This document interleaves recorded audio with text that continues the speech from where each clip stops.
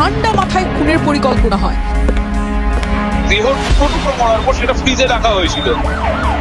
আখতারুজ্জামান যিনি এই খুনের মাস্টার মাইন্ড, মূল উদ্দেশ্যটা ছিল তাকে প্রথম দিন তারা হত্যাটা করবেন, আধা ঘন্টার মধ্যেই কিন্তু হত্যাকাণ্ড সংঘটিত হয়ে যায়। ভারতের কেউ এখানে জড়িত হন নাই। আপনি অ্যাডভান্স কি করে বললেন মৃতদেহ সেটি ময়নাতদন্তের জন্য পাঠানো হয়েছে? কোনো মৃতদেহ সেটা কিন্তু উদ্ধার করা যায়নি। কসাই জিহাদ দেহ টুকরো টুকরো করে কাটে। তাহলে কি এর সঙ্গে জিহাদি যোগ রয়েছে? মাংসগুলিকে গ্রে কালারের সুটকেসে করে তারা চলে যায়। সবুজ রঙের একটি ট্রলি ব্যাগ বহন করতে দেখা গেছে। মাংস রান্না করে নাইট পার্টি করে খুনিরা। এরকম গোজামিল দিয়ে চলছে ঝিনাইদহ 4 আসনের এমপি আনোয়ারুল আজিম আনারের হত্যাকাণ্ডের মিডিয়া ট্রায়াল। এই মিডিয়া ট্রায়ালের অন্যতম প্রধান চরিত্রে অভিনয় করছেন ঢাকা মহানগর পুলিশের অতিরিক্ত কমিশনার হারুনুর রশিদ।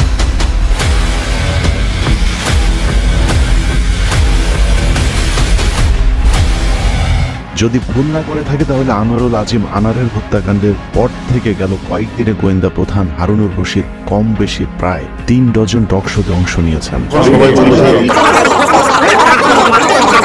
হারুনুর রশিদের তৎপরতা দেখে মনে হচ্ছে গোয়েন্দা নয়, তিনি পুলিশের গণমাধ্যম শাখার মুখপাত্র।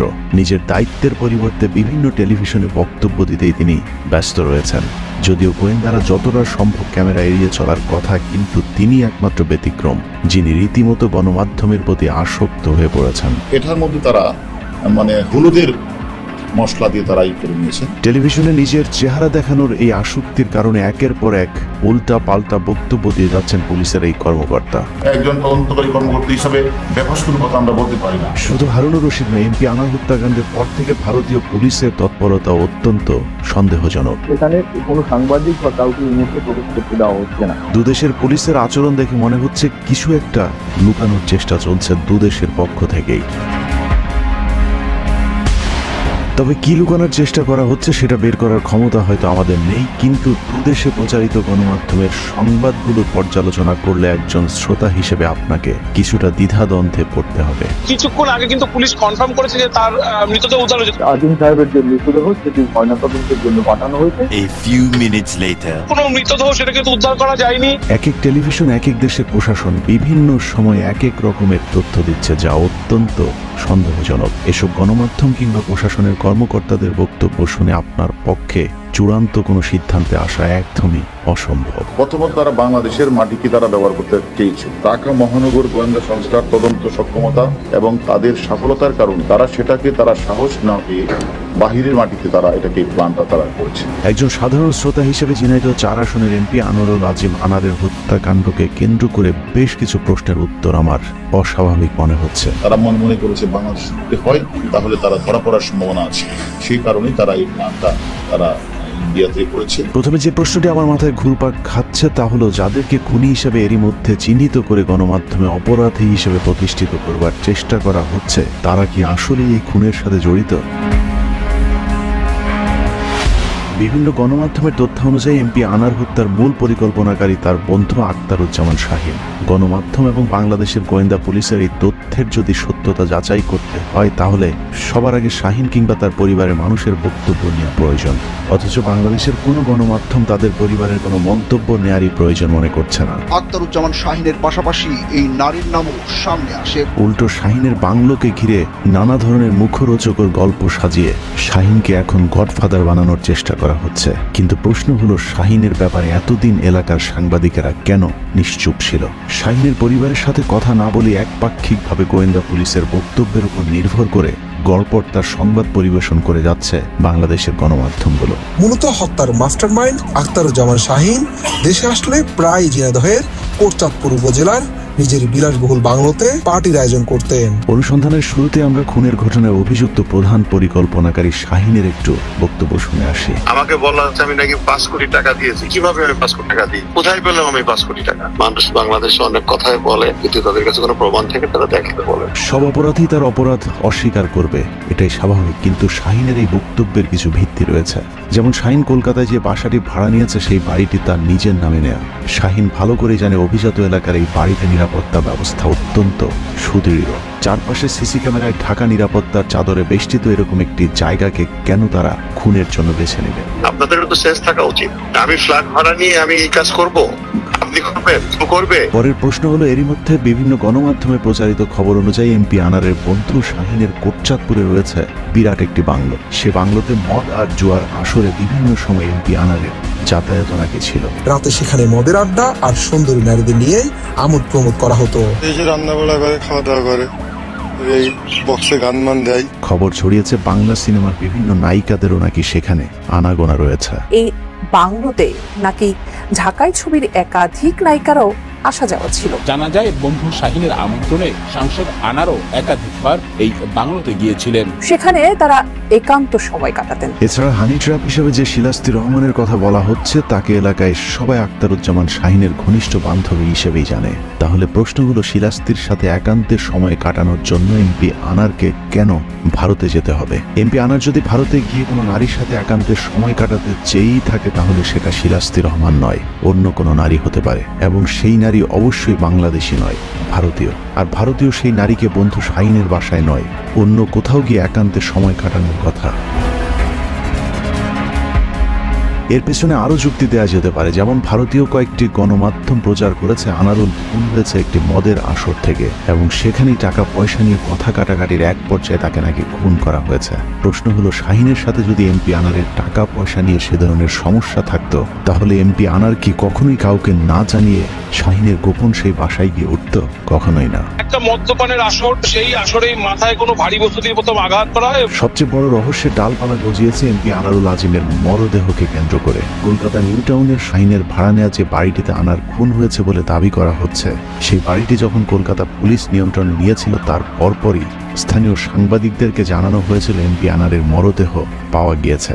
এমনকি সাংবাদিকরা সেই মরদেহ বহনকারী গাড়ির ছবিও দেখাচ্ছিল, এবং লাশ ময়না তদন্তের জন্য নেওয়া হচ্ছে বলেও সাংবাদিকেরা পুলিশের বরাত দিয়ে নিশ্চিত করেছিল। সাদ্দাম এমপির মরদেহ দেশে আনার ব্যাপারে সর্বশেষ কি তথ্য আছে আপনার কাছে? 9 দিন পর তার কিন্তু ভারতের পশ্চিমবঙ্গ থেকে তার মরদেহ উদ্ধার করা হয়েছে। কিছুক্ষণ আগে কিন্তু পুলিশ কনফার্ম করেছে যে তার মৃতদেহ উদ্ধার হয়েছে। আজিম সাহেবের যে মৃতদেহ সেটি ময়নাতদন্তের জন্য পাঠানো হয়েছে। এই সংবাদ ছড়িয়ে পড়ার কিছুক্ষণ পরই পাল্টে যায় প্রেক্ষাপট।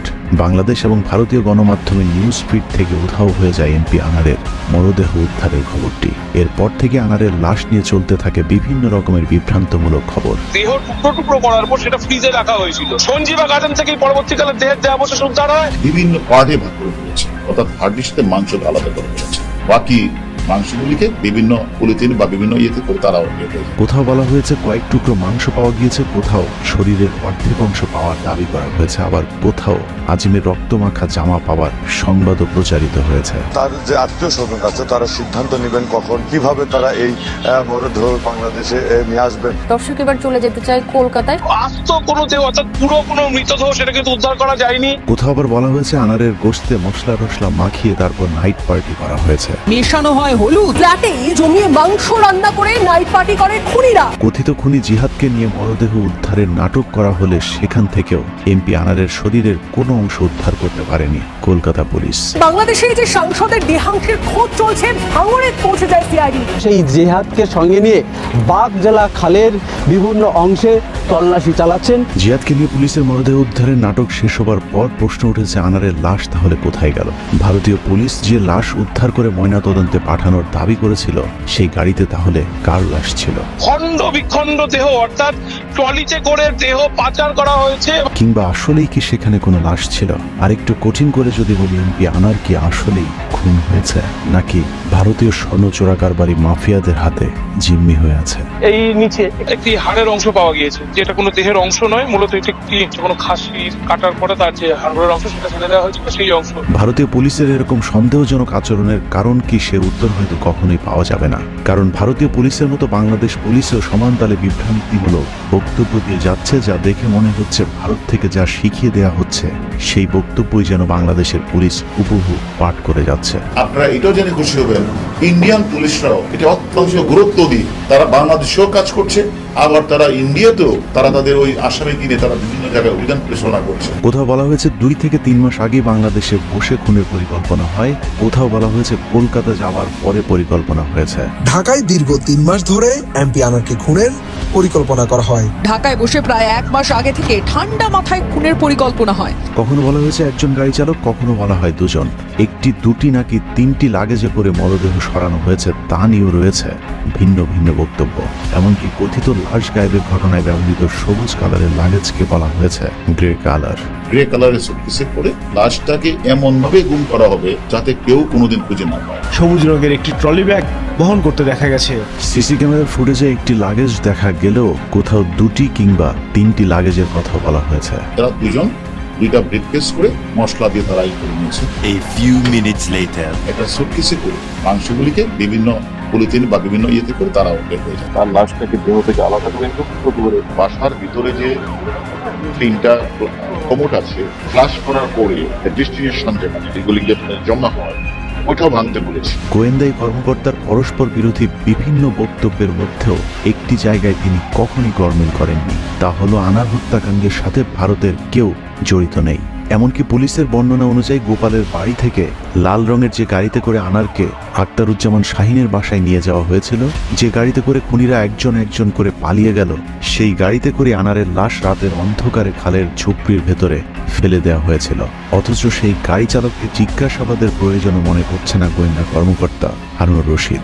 অথচ বাংলাদেশে সংঘটিত বিভিন্ন হত্যাকাণ্ডে দেখা গেছে হত্যার কাজে ব্যবহৃত গাড়ি উদ্ধার এবং গাড়ির চালককে সবার আগে গ্রেপ্তার করা হয়েছে। সেই গাড়িতে করেই কিন্তু বরানগরের ওই সাংসদকে তারা পিক আপ করতে যায়, সেই গাড়িতে করেই নিউ টাউনের ফ্ল্যাটে নিয়ে আসা হয় এবং যেটা আশঙ্কা করা হচ্ছে নিউ টাউনের ওই ফ্ল্যাটেই তাকে খুন করা হয়। একইভাবে কোনো বাসায় খুনের ঘটনা ঘটলেই বাসার দারোয়ানকে সবার আগে জিজ্ঞাসাবাদের জন্য আটক করা হয়, কিন্তু অজানা কারণে এই ঘটনায় গাড়ি চালককে আগে থেকেই নির্দোষ সার্টিফিকেট দিয়ে দেওয়া হয়েছে। ইন্ডিয়ান একজন ড্রাইভার ছিল রাজা, সে বেশি কিছুই জানে না, সে জাস্ট ক্যারিয়ার ছিল, তাদেরকে নিয়ে ওই বাসায় যায়। গাড়ি চালকের সংখ্যা নিয়েও বিভিন্ন জায়গায় বিভিন্ন ধরনের বক্তব্য দিচ্ছেন হারুনুর রশিদ। ফয়সাল নামে একজন ব্যক্তি সাদা গাড়িতে রিসিভ করে, আর ইন্ডিয়ান একজন ড্রাইভার, সে ড্রাইভার তো জানেও না কি। পুলিশ এখনো পর্যন্ত 2টো গাড়ির ট্রেস পেয়েছে, একটা খয়েরি কালারের গাড়ি আর একটি নীল গাড়ির কথা বলা হচ্ছে এবং বেশ কিছু ক্যাবের কথা বলা হচ্ছে। খুনিদের সংখ্যা নিয়েও বিভিন্ন রকমের বক্তব্য শোনা যাচ্ছে। মোট 6 জন এই হত্যাকাণ্ডের সাথে জড়িত ছিল,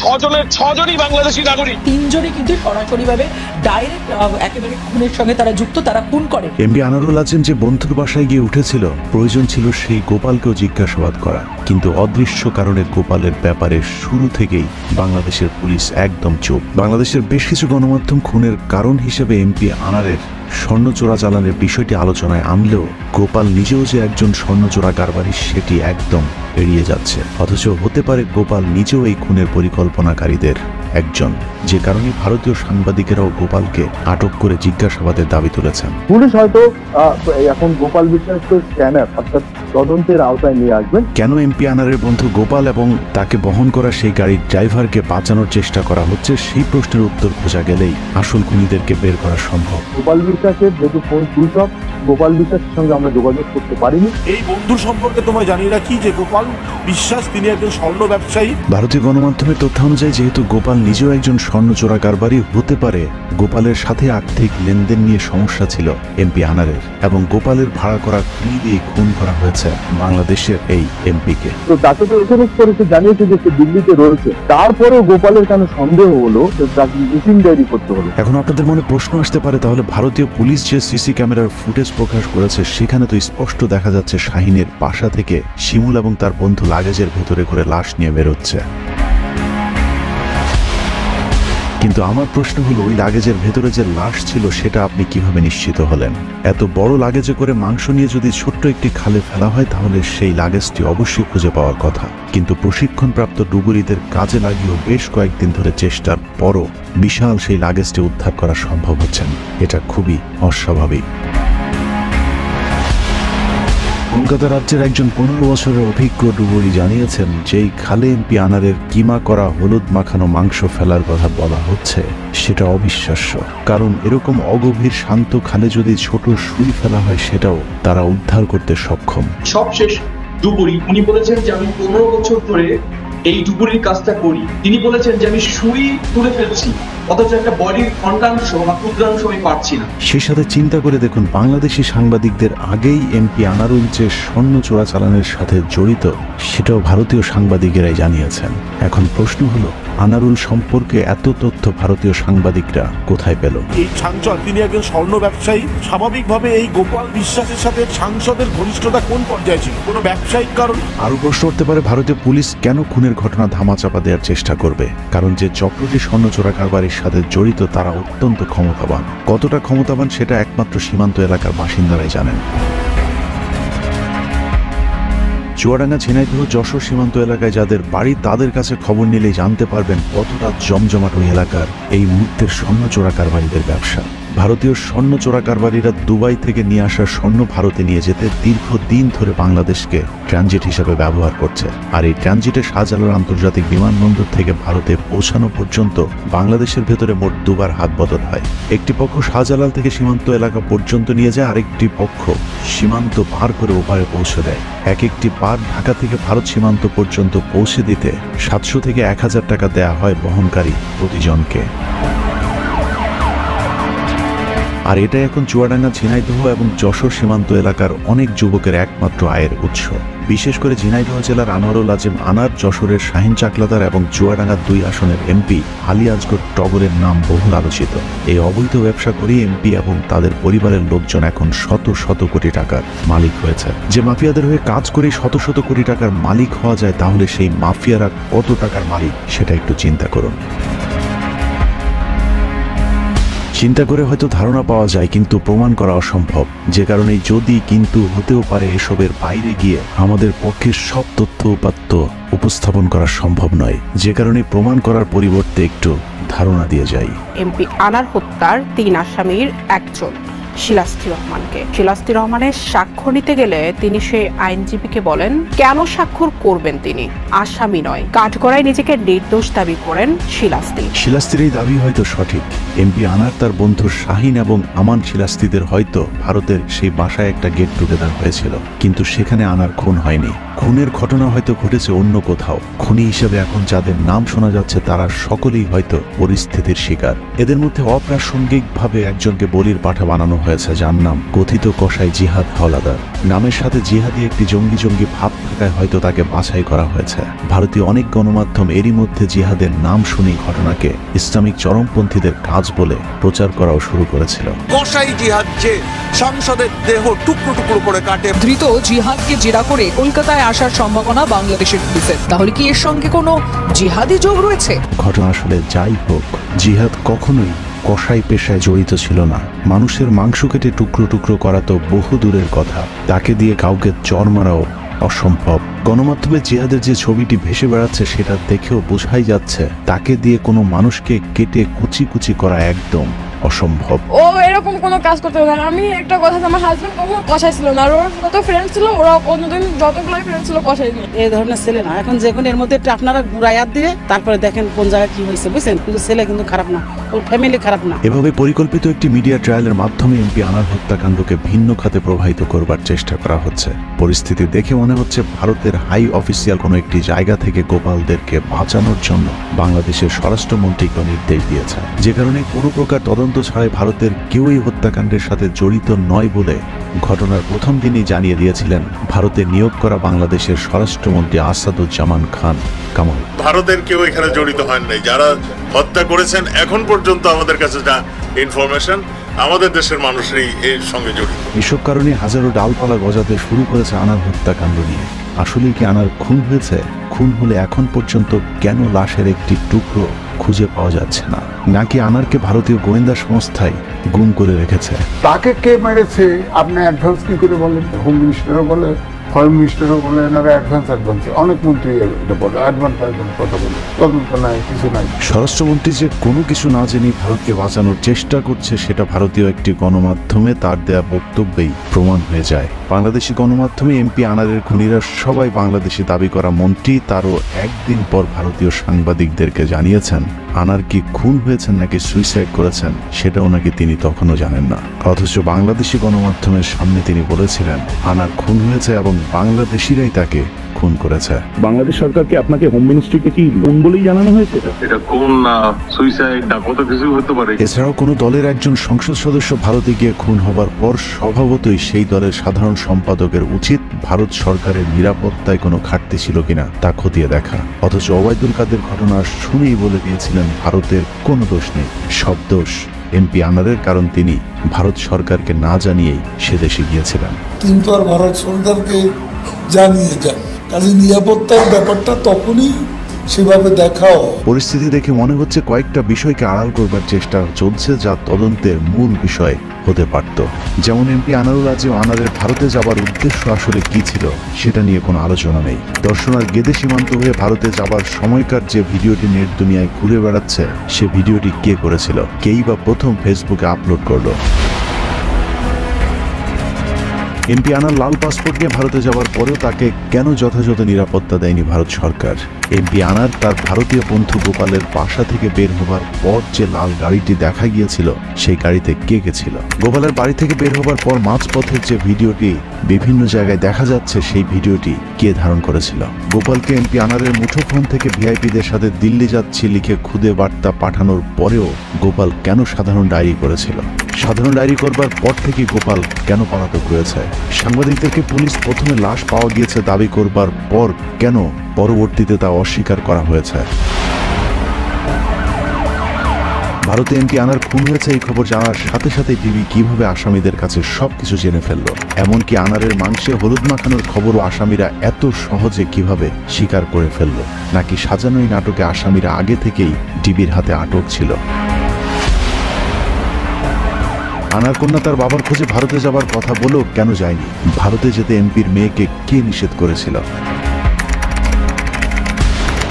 এইসব যুক্তিতর্কের পরেও মোটামুটি নিশ্চিতভাবে বলা চলে খুনের সাথে সম্পৃক্ত থাকার অভিযোগে যে কজন বাংলাদেশির নাম বলা হয়েছে তারাই শেষ পর্যন্ত বলির পাঠা হতে যাচ্ছে। কিন্তু যে প্রশ্নগুলো আমার মাথায় এসেছে, সেই প্রশ্ন কি আনোয়ারুল আজিম আনারের মেয়ের মাথায় আসেনি? অবশ্যই এসেছে, কিন্তু তিনি সেভাবেই কথা বলবেন যেভাবে হারুন আঙ্কেল শিখিয়ে দেবেন। দিদি আঙ্কেলের এখানে আসছে, হারুন আঙ্কেলের এখানে, সে আমাকে যথেষ্ট হেল্প করছে। মাননীয় প্রধানমন্ত্রীর প্রথম দিন তার সাথে আমার রবিবারে রাত 9টায় বসে কথা হয়। প্রধানমন্ত্রী আমার আশ্বস্ত করেছে। এমপি আনার কন্যা ডরিনের এখানে হারানোর কিছুই নেই। তার বাবা যে একজন ভোটচোর, লম্পট, খনি, চোরাকারবারি ছিলেন সেটা তিনি নিজেও জানেন। যে কারণেই তার আবেগটা অন্য 8-10 জন পিতার সন্তানের মতো হবে না, এটাই স্বাভাবিক।